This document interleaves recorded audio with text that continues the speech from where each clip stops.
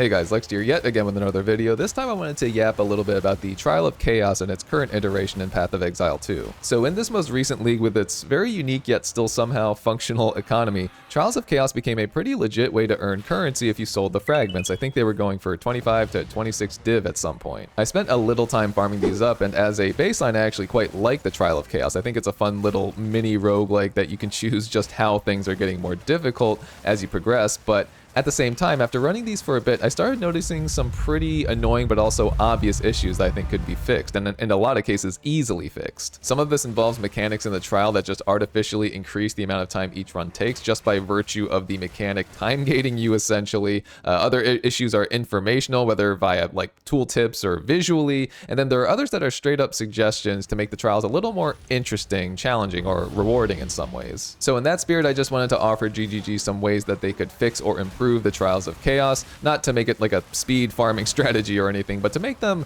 make a little more sense, I guess is how I would put it. With all that said, let's get started. All right, we're going to start with some of the more simple fixes first, and this first one is very basic and very easy, but I think there needs to be less runtime between the trial rooms. I know that some of the rooms, by virtue of their layout, will affect the traversal between them, but I mean, come on guys, these hallways feel very long and have some seemingly unnecessary twists and turns in them. We can definitely shorten this up a bit. And real quick, just for fun, let's look at one of the layouts for the Trials of Chaos. So this is obviously the final hallway after the final boss here. Probably doesn't have to be that long. Scrolling down, this is another long hallway with a turn. Again, just the area this takes up doesn't feel like it has to be that long either. And I've shown you clips by now of me running through some of these hallways. Yeah, it just doesn't feel like the layout has to be quite so long when it comes to these between room transitions. You can see another kind of long hallway here with a turn, another long hallway here, very long hallway here.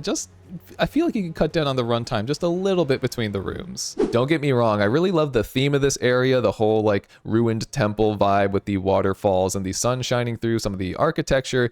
I get it, that is some cool artistry, but at the same time, I'd still like to cut down on the time between rooms because it's definitely one of the moments where I want to sigh as I'm running one of these. If I had to sum this one up, it feels like it is possible to shorten the runtime between rooms while maintaining the cool scenery. Next up are those mobs that appear next to the raised lifts that aren't actually there. Their real location is at the top of the lift, so you can't target them or damage them, yet their character models appear like they are right next to you or on your level. Truth be told, I've been seeing this a little less often, so I think GGG may have addressed some of these, but this is still confusing to a new player, so it should be fixed. The other simple but annoying issue are the elevator lifts that lower once you complete a room and are trying to progress to the next one. I would much prefer if they were step-onable as soon as they come down rather than having to wait a moment. This might seem nitpicky, but I literally have to wait a bit after most trials are complete since the elevator won't bring you up if you step on it too soon.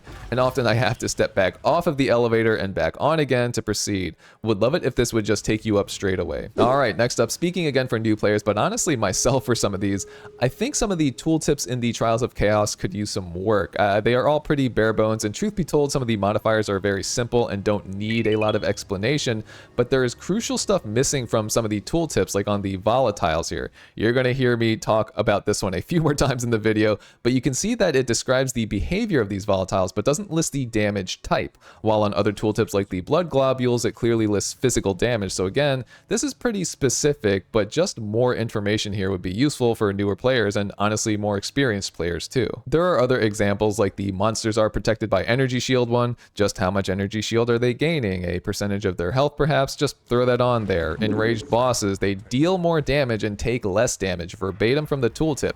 Could again use some numbers there. How much more damage and how much less damage? And then something like Vol Omnitect, no keywords are highlightable, and it reads, an ancient Vol machination will deploy attacks against nearby intruders.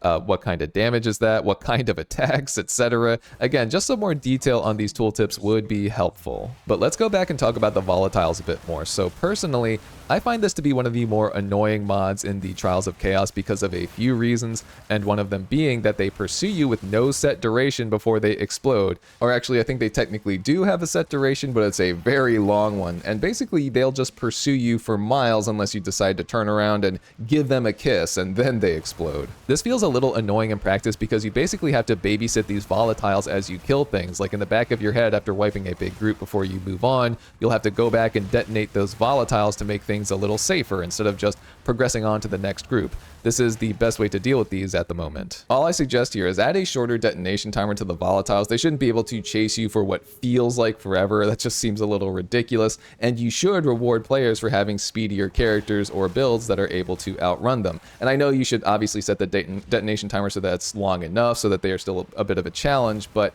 as it stands, they mostly just chase you until they touch you, even if you've been outrunning them for a while, which is a little annoying and doesn't lend itself to much effective counterplay. One other thing that makes this interaction particularly strange, it looks like the volatiles have a collision box of some kind, or can like stick to you if you run at them at certain angles. Like if you run straight at them, you will notice your character actually bumps them around some of the time, which I don't think is intentional, feels wrong, and you should likely phase through these volatiles immediately rather than having them potentially shoved around where you run, to the point that they'll be pushed along with you in some cases, which can make them just blow up on top of you unexpectedly. Or maybe that's intentional, I don't know. It doesn't feel intentional though, so I just wanted to bring that up. Alright, next I want to go over 3 specific room types that I think stubbornly and unnecessarily extend the length of these Trials of Chaos based on how their mechanics function, and those rooms are the Obelisk room, the Escort Idol room, and the Sacrifice Circles room. So let's start with the Obelisk room. I think that again, as a way to reward players for playing aggressively or playing well, the spawn time between waves should be sped up. Whether that means the next wave starts as soon as you kill the last enemy of the previous wave, or that this simply reduces the wait time until the next spawn, I leave up to you.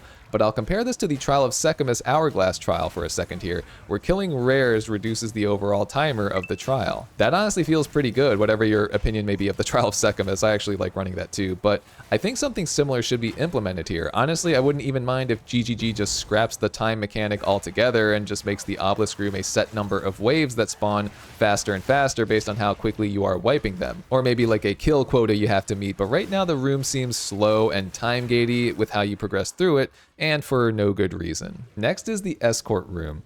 Alright, so I'll be honest, the entire process of escorting this idol through this room feels like a total drag, and it doesn't need to. Similar to the previous suggestion, you should reward players for playing more aggressively or playing well, and this could mean that the idol speed accelerates the longer you are able to stay continuously in range of it, or maybe it accelerates based on the number of enemies you kill as you are near it, etc. Something has to change here, because I just don't see the point of the idol being so static in its slow speed. That's really the issue. There should be a way to pick this speed up based on some mechanics in this room. Lastly is the Sacrifice Circles room. And yeah, I mean, this suffers from a similar problem to the Obelisk room. These waves of enemies just spawn on a set static timer. I think GGG should implement a way to increase the frequency of these spawns, again, based on how aggressive you are playing.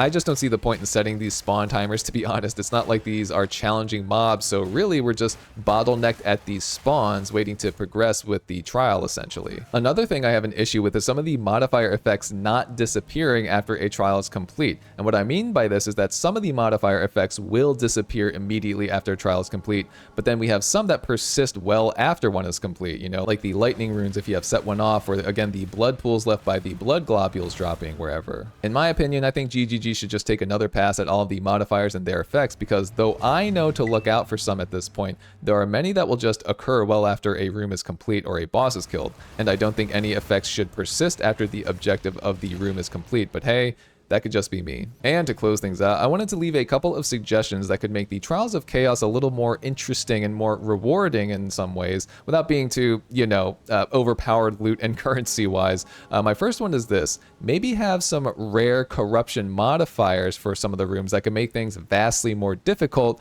but gives us a bit of an incentive as well. I don't know if that goes against the theme of these modifiers, since they are all currently straight negative, except potentially the rares one, where you can make more rares appear and give them another modifier. I think that kind of buffs loot drops in a way, but anyways, in a similar vein, I think it'd be cool to have an option to choose something that makes the trial more interesting by making it quite challenging for some kind of reward, because as it stands right now, the trial itself becomes pretty easy pretty quickly. Some ideas I had rattling in my head is like quadrupling the last boss's health to have double fragment drops or something like that, perhaps stripping your elemental resistances down to 0 for like a 50% item rarity buff that persists for the rest of the run, one, tripling the number of enemies or greatly boosting their stats for some kind of reward. I don't know, stuff like that. Or even some room-specific ones could be interesting, like with the Escort idol, for instance. Perhaps for a challenging one, maybe you can only stay in range with the Escort idol for the duration of the room, and if you exit this range, you immediately fail the trial, but if you successfully pull this off, you get to skip a trial room or something. I don't know, I just want some crazy difficult mods that are optional